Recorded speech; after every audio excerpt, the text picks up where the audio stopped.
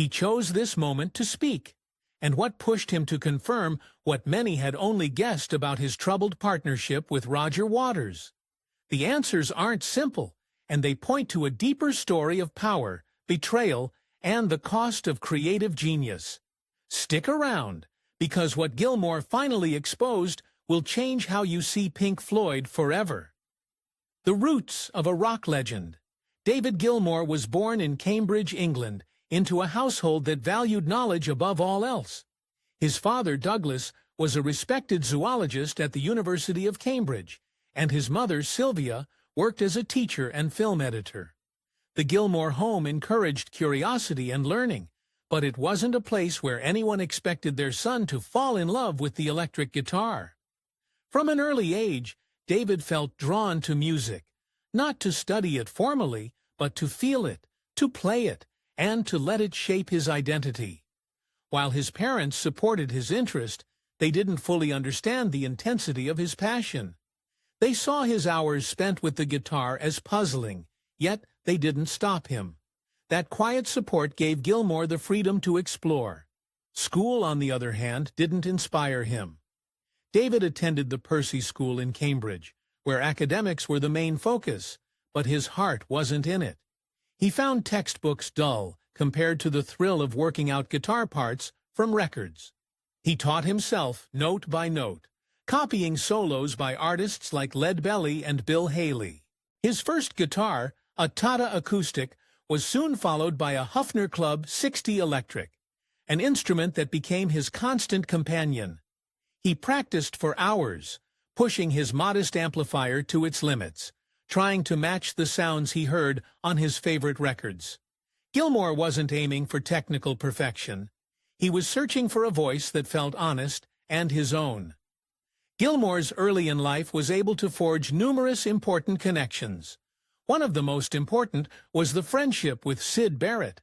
The duo struck up their friendship in school days over an ardent passion for music, and spent their leisure hours jamming every other moment. The two had even stopped somewhere along the road to hitchhike to France, playing their music along the way in order to support themselves. Gilmour's playing was more precise and laid out. Barrett's style was wild and imaginative. They all learned from these early experiences the nuances of the technical and creative intersection, which would become important to Gilmour later. By the time Gilmour was working with local bands such as Joker's Wild, his reputation as a guitarist was already growing. His sound was melodic, emotional, and distinctly his own. A name worth remembering, perhaps. Though not yet famous, Gilmour had already firmly laid the foundations of his musical identity. This was the David Gilmour, who was destined to lend a helping hand in the rescue of a troubled band named Pink Floyd. Gilmour's path wasn't shaped by formal training or industry connections. It was built through persistence and a deep hunger to master his instrument. He spent endless nights locked in his room, absorbed in records by artists ranging from blues legends to early rock pioneers. He learned not by reading sheet music, but by listening, feeling, and slowly making the guitar an extension of himself. Those years of self-teaching gave him not just technical ability, but a sensitivity to tone and mood that would later define his sound. By the time opportunity knocked, Gilmour wasn't just a guitarist. He was an artist ready to speak through his instrument in a way few could match. The moment that changed everything was closer than anyone expected. What happened next reshaped rock history. Joining Pink Floyd. When Syd Barrett's mental health started to decline, Pink Floyd faced a crisis that threatened to end their rise before it had truly begun. The band's original frontman, known for his visionary songwriting and unpredictable stage presence, became increasingly unreliable. His erratic behavior and inability to perform forced the band to make a difficult decision. In early 1968, they invited David Gilmour, Syd's old friend from Cambridge, to join, hoping he could fill in when Barrett was unable to function on stage. What began as an effort to support Syd soon became an unavoidable replacement. Gilmour stepped in quietly, aware that he was walking into an impossible situation, taking over for someone who had created the band's identity. The transition was far from smooth. In those first months, the band briefly existed as a five-piece, with Gilmour playing alongside Barrett. But the setup didn't work. Gilmour later described moments when Syd would simply stand on stage, guitar hanging at his side, lost and distant. It became clear that Barrett could no longer contribute meaningfully. The band, reluctant but resolute, stopped picking him up for shows. Gilmour, now the lead guitarist, had to navigate the tension of replacing a beloved figure while finding his own place in a group that was still defining its future. He admitted feeling out of his depth at times, even playing with his back to the audience as he adjusted to the spotlight. The reality of life for them was that survival became concomitant with the beginning of a metamorphosis that emerged to set in motion the next chapter of Pink Floyd. Gilmour gave the band a new lease on life, and in so doing, he would lay down substance, a clean slate on which he could compose. That was not like trying to learn to be Barrett. On the contrary, he allowed the group to turn a new leaf. Whenever innovation needed to come into being, Gilmour was there, fostering it into being. Like a moth's punctured pouch, carrying a flame lying idly in some haphazard direction. A paradigm emerging, expressing fluidity and atmosphere, which was to become the identity signature of an otherwise raw band in their early days. The guitar playing, along with the emotion Gilmour injected into it through his singing, became archetypal for the emerging sound of Pink Floyd. Conversely, whereas during Barrett's days they almost exclusively made up an acid band, the new sound became atmospheric, fluid, such as was almost entirely devoid in their early hard days. Gilmour never even attempted to duplicate the virtuosity of Barrett. It was not simply a means to stay afloat any longer. It was an essential beginning to a transformation. The magic of collaboration. Pink Floyd's golden era began with a rare balance of creative forces. With David Gilmour now firmly in place, the band entered a phase where collaboration was at its peak. The making of The Dark Side of the Moon was a true team effort. Roger Waters crafted lyrics exploring time, madness, and mortality, while Gilmour's guitar work and vocals gave the album its emotional depth. The iconic solo on Time and the layered textures of Breathe showed how Gilmour's melodic instincts shaped the sound. The entire band contributed ideas, but it was the seamless blend of Waters' concepts and Gilmour's musicality that helped create a record that spoke to millions. The success of The Dark Side of the Moon changed everything. The album stayed on the charts for years and turned Pink Floyd into a global phenomenon. Gilmour's role became even more vital as the band navigated this new level of fame. His guitar became the band's voice in many ways, expressive and haunting, yet precise. On Wish You Were Here, Gilmour's opening notes on Shine on You Crazy Diamond set the tone for an album that was both a tribute and a statement. His playing captured the sense of loss the band felt over Syd Barrett, and reflected the pressures they were facing as artists in the spotlight. Certainly, cracks began to show beneath the surface of the band, despite its external success. The quick silver spirit that has made these albums possible was slowly moving out to tension. Waters' ideas began to dominate the process, and the balance that had made their work so powerful became harder to maintain. During this golden period, however, the results really did speak for themselves. They were evidence of the possibilities opened up by bringing together Gilmour's melodic strengths and Waters' themes in albums such as The Dark Side of the Moon and Wish You Were Here. Beyond the sum of its parts, a sound that was to define a generation. It should have been worth asking whether that creative balance could have lasted, or was it always going to draw them apart with differing visions? The band was far ahead of most during this time, both as far as artistic achievements and ticket sales. But the seeds of these conflicts had long begun sprouting. Just the same, this period stands as testimony to what Gilmour and Waters could do together. It is the hallmark of their legacy shared during this particular period, which reminds one as well what was made to be timeless in their music: the creative divide between Gilmour and Waters. By the late 1970s, the unity that had fueled Pink Floyd's most celebrated albums was breaking down. David Gilmour and Roger Waters no longer shared the same vision for the band's future. Waters was focused on creating grand conceptual works that explored political and personal themes. Gilmour, in contrast, wanted to preserve the band's identity as a group that prioritized strong melodies and musical interplay.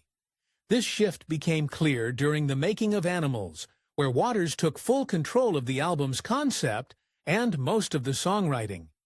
Gilmour's input was limited, and while his guitar work remained powerful, his influence on the broader direction of the album had noticeably diminished. The tension grew worse during the creation of The Wall. Waters had conceived the project as a personal rock opera, drawing heavily on his own experiences and frustrations. While Gilmour contributed crucial elements, including some of the album's most memorable guitar solos, he increasingly felt sidelined in the process. One of the most famous points of conflict was the battle over the song Comfortably Numb. Waters wanted a more orchestral, subdued arrangement for the track, while Gilmour pushed for a rock-driven version with emotional guitar solos. The final version was a compromise. Waters' arrangement shaped the verses, while Gilmour's vision defined the chorus and iconic solos. None but a strenuous working atmosphere set in during these sit-throughs. Gilmour, at one time an equal partner in shaping the band's sound, felt now that he was nothing other than a session player, brought in to back essentially the increasingly mighty conception of Waters. The affliction spread over the music and personal affairs. Longtime member Richard Wright was sacked during the making of The Wall, a decision Gilmour has later admitted he regretted deeply. To Gilmour, the pleasure of working with others had changed towards sustaining the little left of the band's spirit under growing control by Waters. By the time they proceeded with sessions for the final cut, the situation had grown into an untenable relationship. Gilmour felt that Waters no longer considered his creative contribution, and the album was basically a Roger Waters solo album by all but name. His condition to be produced in the end was also eventually to spell doom to Pink Floyd. Gilmour's frustration at this time was not only a fight to influence, but also a shame to credit with the dying identity of the band. The bitter break. Following the release of the final cut, the conclusion appeared to have been reached in the long-standing partnership between David Gilmour and Roger Waters. The album was mainly put together by Waters, who clearly had little time for input from Gilmour, yet their friction was so evident that it could not be ignored. In 1985, Waters was announcing his split from Pink Floyd, convinced that the organization could not exist without him. Many fans and critics interpreted this as the effective demise of Pink Floyd. Not so in Gilmour's eyes. He thought the legacy of the band was the shared property of all of them. With this thought, Gilmour resolved to keep the Pink Floyd name afloat, although he himself knew of the tremendous hurdles ahead. At this point, a bitter court case was ignited over the appropriation of the name Pink Floyd. Waters argued that the band's dissolution was of the utmost necessity, as he had individualized their creative endeavors, while Gilmour disputed. To Gilmour, Pink Floyd was not just one person's vision. It had been built from years of effort by all its members. The dispute occasioned a media circus, with the argument going public. In the end, justice was served on Gilmour's behalf, and the band was permitted to uphold their name. The victory was personal as well as professional. It gave Gilmour the chance to prove that the band could thrive on its own terms.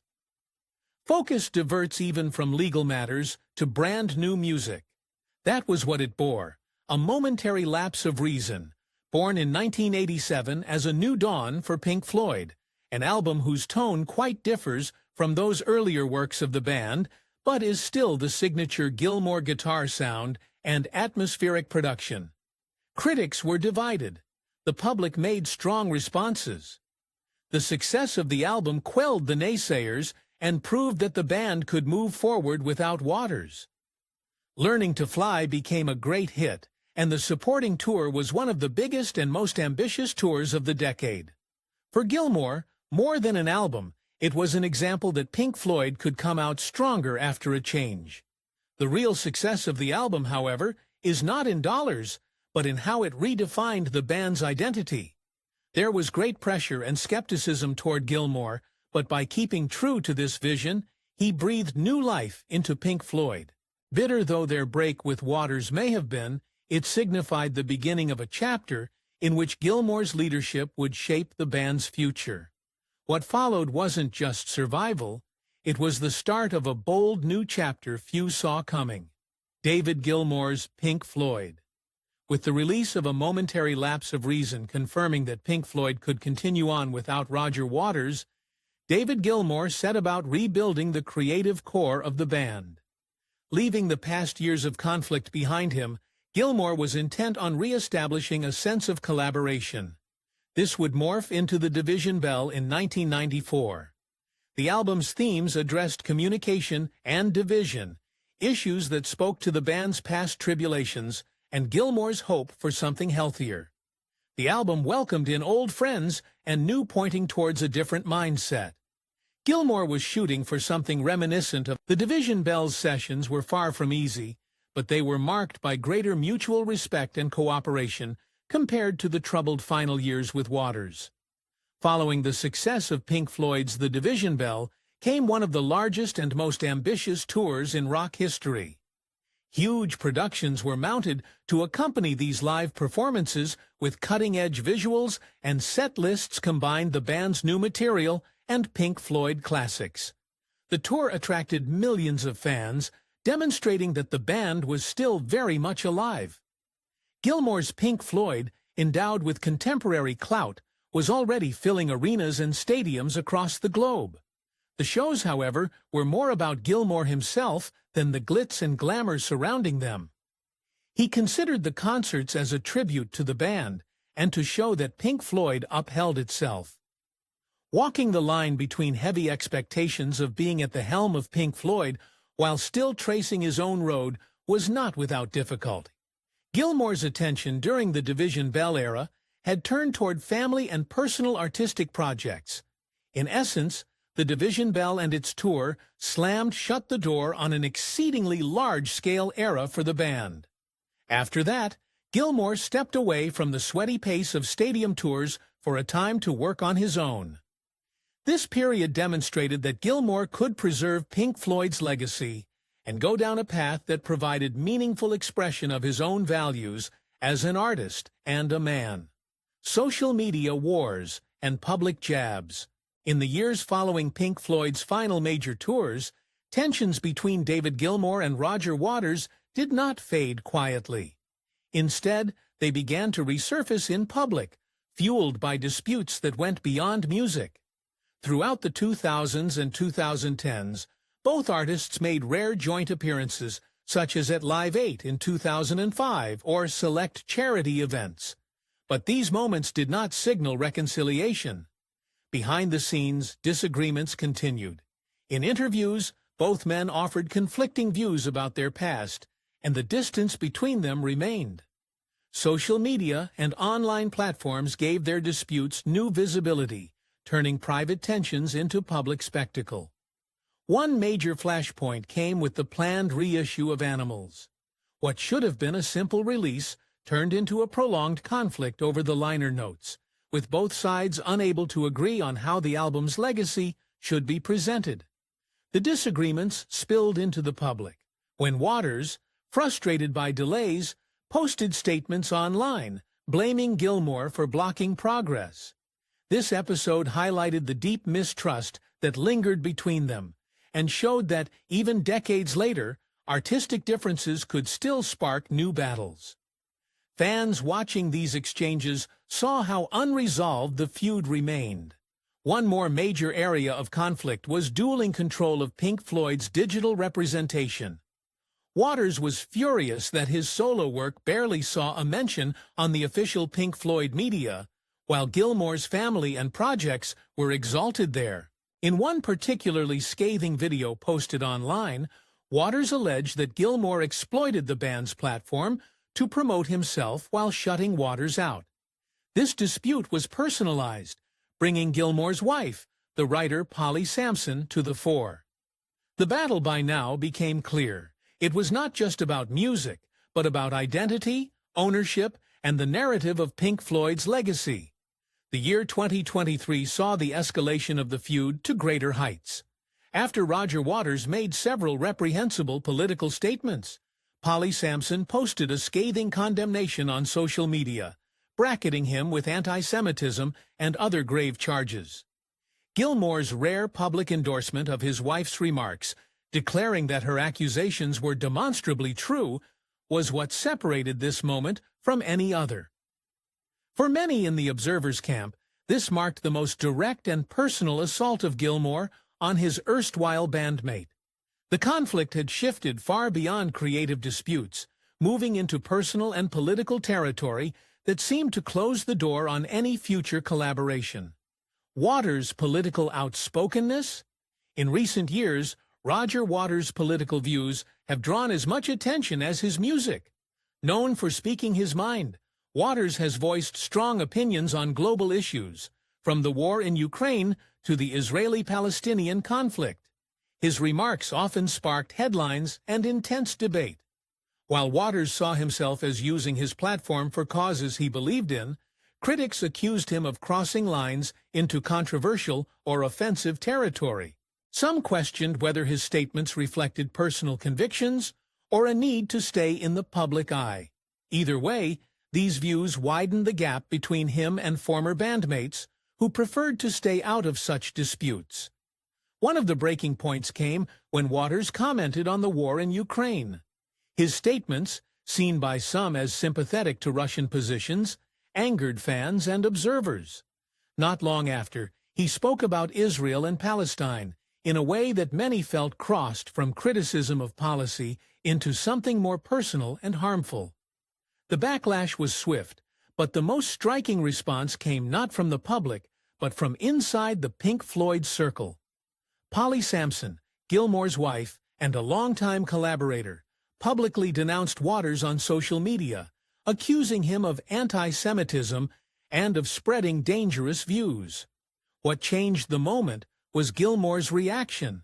For decades, Gilmour had largely avoided any public comment on the statements made by Waters, relying on music or private conversations to speak for themselves. This time, however, he offered public support for his wife's words.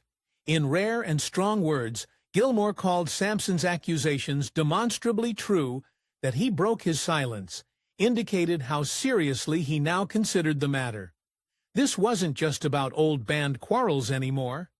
Clearly, by his reaction, Gilmour had thought that in his mind, Waters had crossed a line with public positions that could not now be ignored. It was a tricky question. Was Gilmour acting principled in opposing inaccurate views, or had historical personal animus informed his reaction? Fans and observers had to sift through the motives for the public statements. Gilmour was praised in some circles for finally expressing himself. Others wondered if the feud was so personal now that it put Pink Floyd's common past at risk.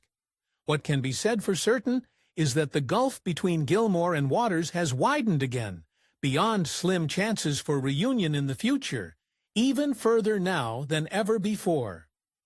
Gilmour's solo journey and legacy. After stepping back from Pink Floyd's large-scale operations, David Gilmour embraced a new chapter of artistic freedom. Without the weight of the band's name or the pressures of its history, he was free to follow his own creative path. His solo work revealed a side of Gilmour that was more personal, reflective, and understated. Gone were the grand concepts and stadium spectacles. In their place were songs that explored inner thoughts, family life, and the simple beauty of melody. Gilmour's decision to focus on solo projects allowed him to make music on his own terms, far removed from the battles that had defined much of his career in Pink Floyd. His 2006 album On an Island was a clear example of this shift. The record, shaped by collaboration with his wife Polly Samson, offered an intimate, almost meditative sound. The lyrics touched on themes of love, aging, and the search for peace. Fans found the album deeply personal, and it received praise for its warmth and honesty. Nearly a decade later, Rattle That Lock continued in this vein.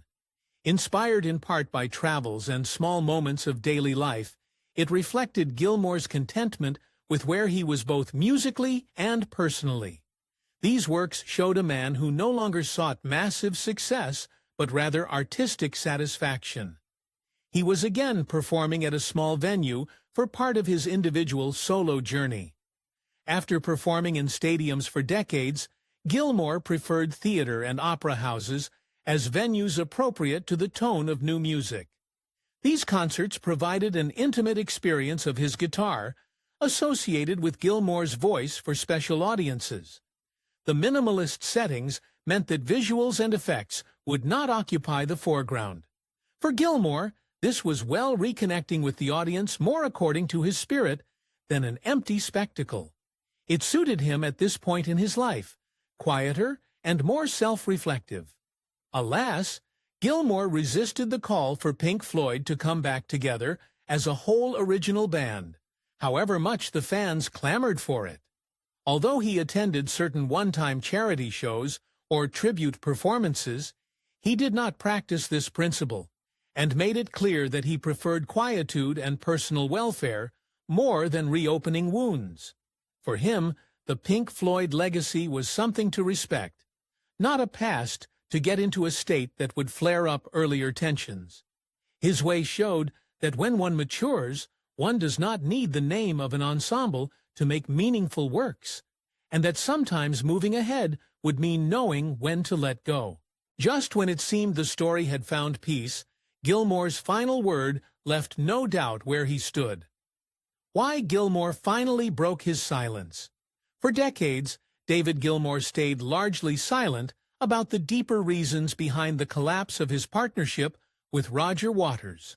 While interviews touched on creative differences and past tensions, Gilmour avoided public confrontations or detailed accusations. But as the years went on, and as Waters' statements, both about politics and the band's history, grew louder, Gilmour's patience seemed to wear thin. By the time the public spat of 2023 unfolded, it felt like the end of a long build-up. Gilmour's decision to openly back his wife, Polly Samson's criticisms of Waters, marked the moment he chose to speak plainly after decades of restraint. Gilmour's public support for Samson's harsh statements wasn't just a reaction to recent comments. It reflected something deeper, a desire to set the record straight after years of seeing the band's story shaped by Waters' version of events. Gilmour had often let the music and his quiet professionalism define his side of the legacy. But as old disputes were revived on social media and in interviews, and as Waters' political positions drew controversy, Gilmour appeared to conclude that silence was no longer enough. His rare direct remarks seemed aimed at defending not just himself, but the values he felt Pink Floyd's name should stand for. Many have wondered what such a move could mean for a future arrangement such as Pink Floyd. Really, the odds of a full reunion had been slim for a long time. But Gilmour's public separation from diplomacy seemed to slam the door for good. If charity shows or once-off tributes had offered glimmers of hope, the turn from quiet distance to pointed words surely erased that hope. The question turned from whether the band could reunite towards how their separate paths would alter their common legacy and how the fans would remember it. Gilmour's moment to speak out thus came with a cost. Now, the public agony of their long-standing confrontation precluded any possible reconciliation.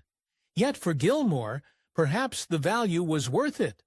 Once he found the courage to speak in plain terms, He drew a line under the long-standing dissonance and spelled out where he stood. This final word did not merely serve the detention of old scores. It was about preserving what Pink Floyd had stood for in the decades past, and about choosing clarity over ongoing low-grade tension. In doing so, he accepted that peace might never come, but at least the silence was broken. And for a band built on sonic brilliance, perhaps breaking the silence was its own kind of resolution. Thanks for watching. If you enjoyed this deep dive, hit that like button, drop a comment with your thoughts on the Gilmour-Waters feud, and subscribe for more untold stories from rock history. And don't forget, check out the next video on your screen now for more behind-the-scenes moments you won't want to miss.